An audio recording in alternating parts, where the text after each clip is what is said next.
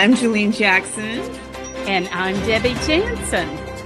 We are two motor-mouthed mama bears willing to discuss current events with honesty and boldness. We are truth warriors. No lie is too big and no deception too small. We are sticking to the truth. Yes, we are. Well, I'm excited about the holidays, Julene. I love the string of special days that get us through the winter, the special days that make life fun and get us back to enjoying our family. In fact, today I wore my shirt that says Woo! Woohoo!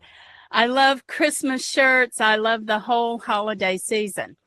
But last week we talked about the fact that so many people were hurt and in a meltdown over the election. So sorry, Julene, we can't leave that subject yet. There Okay, are too Debbie. many big lies floating around America. We need to take today and get them all nailed down so people can have a good holiday. My favorite saying is that you can't live by a lie. If you try to live a lie, it's the same as trying to nail Jell-O to the wall. It just won't work. And I was sad 2 days ago to listen to one of my favorite news shows where Jesse admitted his parents were changing Thanksgiving and his family wasn't invited. Can you imagine? All because we have a new president. Then another news outlet reported on the Read Out show, I think that's how you say it, Joy Reid interviewed Dr. Amanda Calhoun, a psychiatrist with Yale University and their chief psychiatry resident. Now, Joy Reid asked her for help with all the stress and fear about this election. Specifically, she said, what should we do about the holidays? Now, I don't listen to CNN and MSNBC or The View because when I did listen to them, they proved to be fear-mongers and liars. But when I hear something this ludicrous on a truthful newscast, I had to go see what those two women really said. So I found the full segment and I listened. Oh, boy. Basically, and forgive me for saying this, but I have a degree in psychology, and this is just not what we're supposed to be doing. Basically, this ignorant, childish, pretend psychiatrist promoted getting rid of your family. And I say pretend because her job is to keep people from hurting. We're supposed to get them out of their pain, not cause more pain. But she's promoting that her clients keep the anger going, keep hurting. She doesn't want them to feel better. She said, just tell your family to get out of your life. She went on to say that most parents do not take care of their children, that many parents are just crazy themselves and therefore they hurt their kids, which made me wonder, is she a parent? Does she do that? It's dangerous, she cried. Young people are being so hurt, and no one has the right to your time, especially your family, according to her. In other words, her and this Joy Reid feel that you should never be in a situation where someone doesn't believe what you believe. I guess, Julene, that if I like vanilla ice cream and you like chocolate ice cream, we just can't be friends. Debbie, there you go again, talking about ice cream. I'm trying to not eat sugar. Thanks a lot. That is lunacy. I mean, seriously, how could you be in your right mind and think the dangerous ones are your family members? The people that love you the most, that know you the most, are the most dangerous. And really, I mean, that is, I have taught for Moms for America these classes on the naked socialists and the naked communists to be able to recognize, these tenets. And this whole anti-family doctrine sentiment is rooted so deeply in Marxism and communism, anti-God, anti-religion, anti-family, because, if they can get you to break away from those entities, they could begin to control you. And really the premise is that They want to become the God. The state and the government wants to become the family because they can, once again, control you, right? Yeah, And yeah, yeah. so you just have to be so careful and a lot of the Black Lives Matter dogma also was anti-man,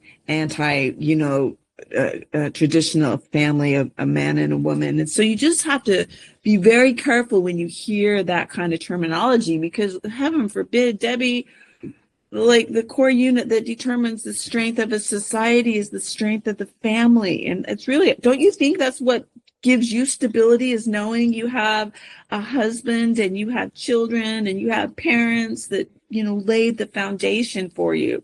And so that's just, that Absolutely. is a pack of lies, Yeah, the yeah, pundits are saying right now. yeah. And I'm so glad, Julian, that you brought up the classes. And I want to encourage everybody, you just need to go on Moms for America and take Julian's classes. They are eye-popping, wonderful, fantastic, change your life type classes. And you're exactly right. What these people are saying is that we can't be around anybody. And just because someone voted opposite from you doesn't mean they hate you. It just means they canceled out your vote, which we do all the time. Apparently, that one act is the same as murder. You just can't be around that type of person. And just because I don't believe that the gender stuff is right doesn't mean I would ever be mean to those people. I just have a different opinion. But according to the left, to communism, to socialism, like you pointed out, just my hidden personal thoughts means that I can't be friends with them, that somehow I'm dangerous. I'll just be honest with you, Julene. I have some friends and some family that is into the gender thing. I pray for them all the time and I want the best for them. I want them to go to heaven with me. I would be nice to them if they were in the same room. Now, if they brought up the subject, I wouldn't agree with them, but I could be civil. The problem is not me. They want nothing to do with me just for my opinions. I'm not the problem. They are. Our country has railed against any discussion that might be a little uncomfortable and that is going to absolutely destroy us, according to them. And that's just not true. So I tell you, Jelaine, I don't like confrontations, but I know that they won't destroy me.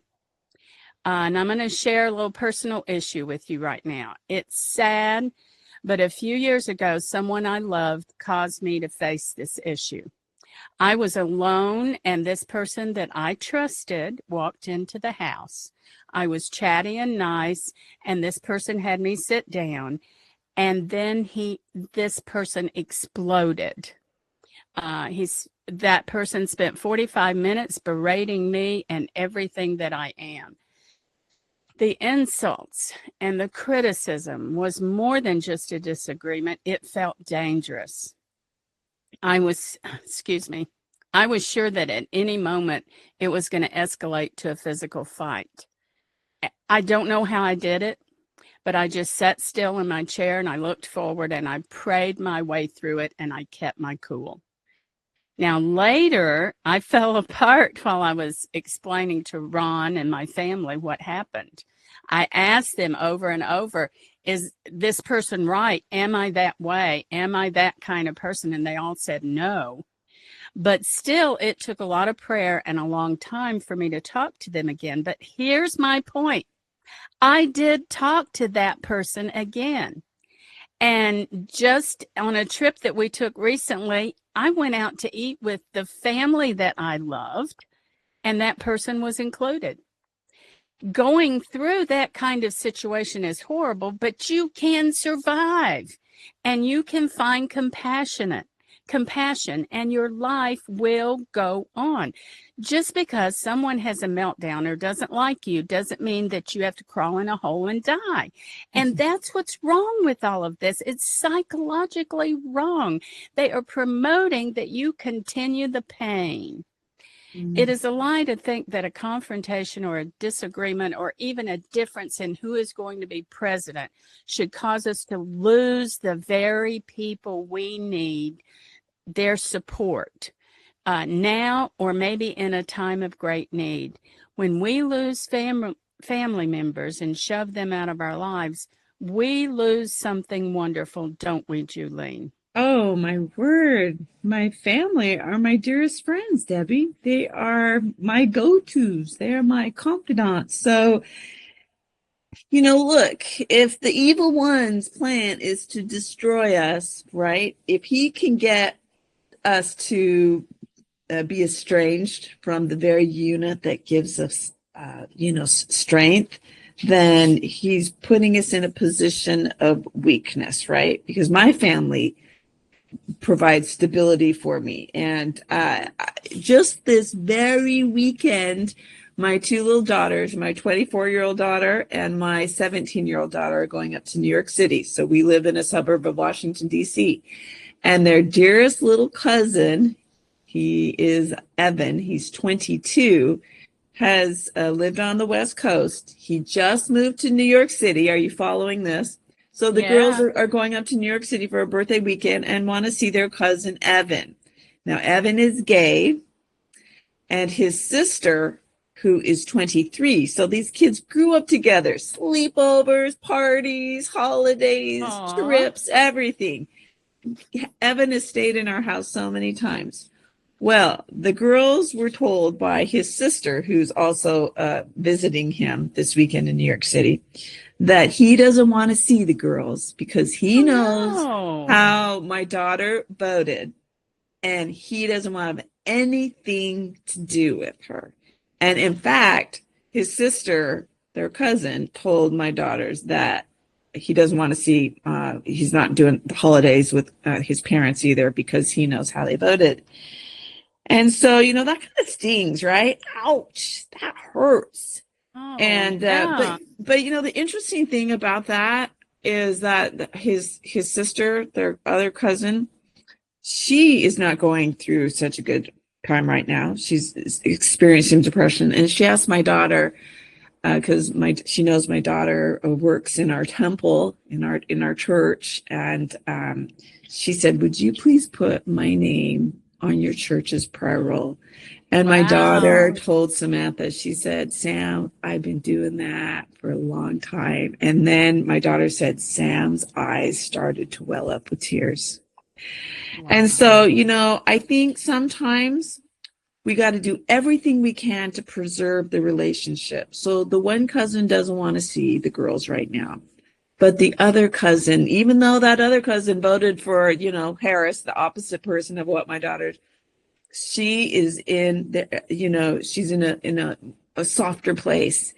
And so she's turned to her other little cousin, my daughter, to pray for her and put her name, on our prayer rolls at church.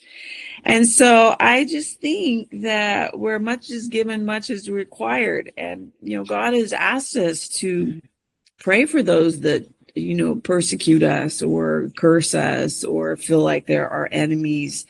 And you just turn that other cheek. And in time, I think they will come back around when their hearts are ready to receive us. And if you haven't severed that relationship because you choose to get mad at them because of some of their foolish behavior, they will feel like you are a soft place to land when they're ready to come back. What do you think about that, Debbie? I agree 100%. 100%. When you know that you are doing the right thing, and when you are connected with God and what's taught in the Bible about compassion and love, real love doesn't walk away.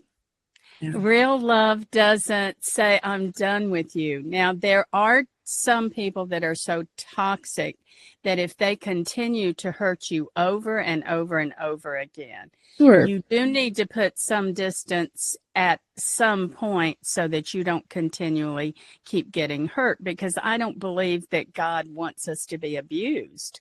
No. But you always keep the door open. You always ask God to help you to be that salt and light for them. What I'm thinking about, and please tell your sweet daughter, she is so beautiful, to, if she doesn't mind, maybe you can give me the names and I'll be praying for the cousins. Oh. That is a tough, tough thing to go through. But Debbie, don't you think people are going to be experiencing that a little bit with the holidays, right? Thanksgiving is coming up, Oh, yeah. Yeah, Christmas, there's and nothing worse than being alone at the holidays. Everybody talks about it. yeah, But why would you throw away a relationship just over a vote? yeah, When you're exactly right about communism, but I think the way we need to look at America right now is this is a great opportunity for evil people to divide us. yeah, Because if they can come in between us and divide us, we're there standing alone. yeah, We don't have any help with us, and we are easy pickings for somebody to tear apart. And when they start tearing us apart, we become sick and weak. We get depressed. We have other issues. yeah, We need to be strong. And the biggest way I think that you can be strong is don't let them get to you. Try to find a way to get on the other side of that. yeah. Um, Well, I don't know if you saw it, but and my girls told me about this last night. So I have a 29-year-old daughter, 24-year-old daughter, 17-year-old daughter. We were all just sitting around in the living room talking, and they said, "Mom, did you see that blue bracelet movement that women are wearing these blue bracelets right now since the election to as a show of solidarity to know that you're a safe person to talk to because you voted for Harris, and so that if they see the blue bracelet that it's a way of signaling support." And my daughter was like, "This is crazy that you have to assume that someone is unsafe to talk to unless they have the gold star or the blue bracelet." And then they even took it one step further. There's another movement going around now with women who are so disappointed by the 52% of the women that voted for Donald Trump. They're shaving their heads as a sign of, I don't know, woman power. And they're even refusing to, like, if they're married, to have sexual relationships with their husband as a show of support to Kamala Harris, and as a show of shame to the 52% of women that voted for Trump.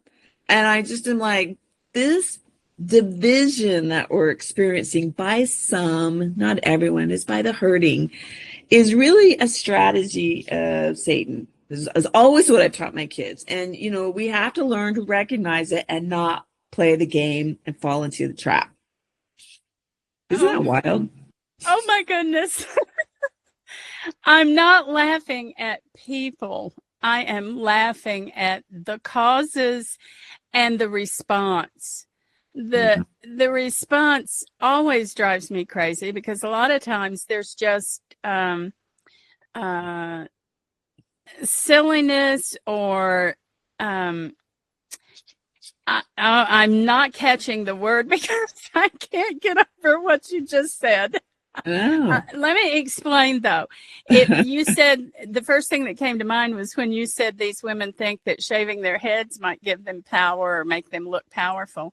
Yeah. But if I'm remembering my Bible correctly, shaving a man's head took away his power. It didn't give him power, it took away his power. And it just makes things like this just make you look silly and not serious about the problems that we do have. And the problem is not Donald Trump or presidency or who may be in the presidency. There are a lot of other problems we need to work on. You know what I feel like after what you said? The insane asylum may be full of crazies, but that doesn't mean that I'm crazy. Right. I mean, Right, right now, Julie? Debbie, it feels like in some spheres, the prisoners are running the asylum. I mean, since when have we been entitled to live our lives protected from offense or insult or hurt feelings. Look, it's just an occupational hazard of living in society today that people are going to feel differently than we do. And, my husband said the other day, if they can't take it, they might as well just go live their life as a hermit, And I mean, I don't think that's the option either. But we can't consider people that have different opinions to be toxic, and I think Right. this is how society views a difference of opinion nowadays. They're going to cancel you. They're going to censor you. They've tried all kind of crazy things in social media. And now that President Trump and his Elon Musk and, these type of people are coming in and saying, we're not going to play those games anymore, they're having a hard time, clearly. Yeah, but Julene, there's so many more powerful ways to deal with this than what they're doing. The most powerful person I know was a really intelligent, smart man who very often, when I would say something dumb or stupid, he would just, okay, whatever. And it put me at such ill at ease. He didn't have to, it was his look. It Yeah. made him powerful. It made him. Who was this? My dad. Yeah. He would let it go. I would say some things sometimes, and he'd say, okay, all right.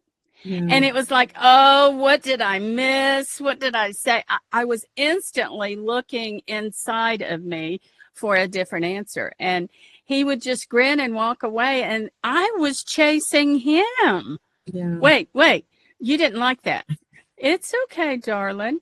Yeah. But Dad, we need to talk. We'll talk later. Oh, those were the most miserable hours that I ever had until he finally sat down and said, okay, you ready to talk now? And I was. There are more powerful ways to handle difficult conversations or confrontations. So how about we talk about this? How can you love your relatives and enjoy being with them and not feel bad? Yeah. Well, is that a question for me, Deb? Yeah, go for it. We're going to see if we can't flesh out some answers here. Oh, well, you know what? I just think that,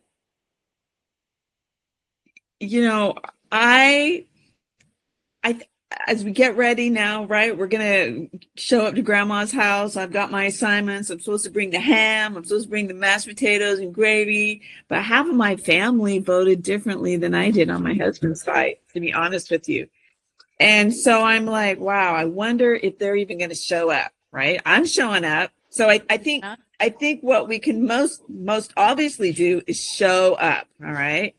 But I think I'm going to have to spend a little bit more time in prayer and meditation and in the Word, because when Jesus says, peace be unto you, right? When he came back after his crucifixion, I mean, he could have let the people have it. He could have let his followers have it. But what did he say? Peace be unto you. So I am going to be a little bit more thoughtful, because they are hurting, right? A wounded animal is a dangerous animal, right? They lash, they say harsh things, and this is what we're seeing going on. And so I just, it's up to me, I mean, all my guys won, all my people won, but that doesn't mean that I can, be extra giddy or, kind of in their face with, and so guess what I did? I bought a new game on the internet the other day, and I'm like, I'm going to take that game up there. We're going to play some games. We're bringing some old movies, we're going to I don't know. I just think instead of hashing out what just happened, why not talk about, fun memories of the past, recall, and maybe go play with the dogs, go do a turkey trot with the family, the 5K in the morning, with the cousins. Yeah. Go get throw the football around and do the annual football game that we've done. There's a lot of things we can do, being mindful that a lot of family members might be hurting right now. And so You know, if you were with someone that was wounded or sick or had a broken leg, you would treat them a little more gently, right? Would you Right, not? exactly, exactly. I agree 100%. Basically, what you're saying, and it's exactly what I think everybody should do all through the holidays, is you don't have to talk about the politics. So walk in there, you're right, show up, but put all of that aside and think about the relationship. Always keep that relationship forefront in your mind so that you don't say anything. And if someone says something about politics and tries to bait you, do my dad's thing, then just say, oh, okay. And then smile and go get something to drink, go get another piece of turkey, go find that pumpkin pie, just don't be baited into a big hullabaloo. Because here's why. A holiday is not the time to win converts to your side. Mm. You are there to build relationships. You are not there to preach about what you want to happen in the world outside of your family. So talk about something in your childhood. Concentrate on the conversations that are fun and that won't bring up any problems. So you could talk about something in your childhood, something you got for Christmas, or you could go over and look at the tree and grab an ornament and say, I remember when you point to your brother, your sister, your cousin, whatever, put this on the tree. That's really cool. And Mm. if they're not responding, don't worry about it. Find something to do. You could talk about the snowball fight with grandma when she fell in the snow. You could, talk about something funny or the craziest gift you got. Or, like you said, bring a game, bring a movie. Do something to get outside of that political rhetoric. What do you think? You know what? Someone told me the other day, laughter is the shortest distance between two people. So if you can share a good laugh, it just brings people closer together than anything else. Laughter is the shortest distance between two people. So keep it light. Keep it light this year. I agree 100%. Bring a dessert from Tanzania if they have desserts there. I don't know. Or Okay. talk about other foods you like or the movies that make you cry. Well, maybe not make you cry, maybe make you laugh. Get some good comedies. But you know what else would be harder, but it would make the day so much easier? What's that? Uh, just go up to your mom or your dad and hug them. Go up to your sister or your uncle and say, I love you. And don't put anything after that. Other than something like, I remember our good times together and I love you. And then just walk away. Yeah. Just walk away. No discussion, no insisting on anything big. Don't wait for them to respond. If they don't feel like responding, that's okay. But just give them an acknowledgement that they are loved.